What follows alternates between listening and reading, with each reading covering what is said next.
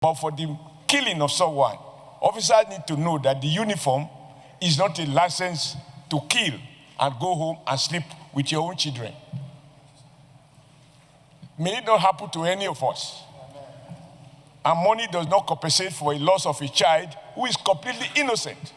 So my second in drafting the prayers is that the Senate do recommend to the Attorney General of the Federation that they should further investigate this case with a view to prosecuting the officer or officers involved in this avoidable murder of a Nigerian child.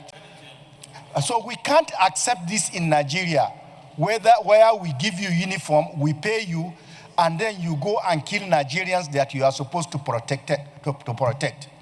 So I subscribe that this family be paid this amount of compensation so that they can take care of the treatment of the second person who is shot in the eye, and also as a reparation for the one that was killed for not just reason. This case is very pathetic, Mr. President, because we have a 2-year-old that was inadvertently shot and killed by NDLEA while they were carrying out some operations, and have the second child bullet into his eyes that has rendered that child almost blind. The NDLEA, unfortunately, were not cooperating. They told us that they didn't have the finances, and so they were not offering anything, even to the family, for the 2-year-old child that was killed and buried, and for the child that is going blind. We had more than 3 sittings on this, and it became clear to us that NDLEA wasn't going to budge. They weren't going to help us to help this family. Therefore, so 200 million is not too much, but there's a problem with our rules. So if you look at Rule 40, sub 6, I can read it for you.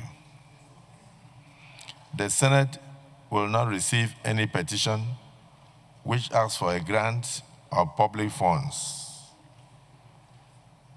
The Senate will not receive any petition which asks for a grant of public funds unless the recommendation of the President of the Federal Republic of Nigeria has been signified thereto.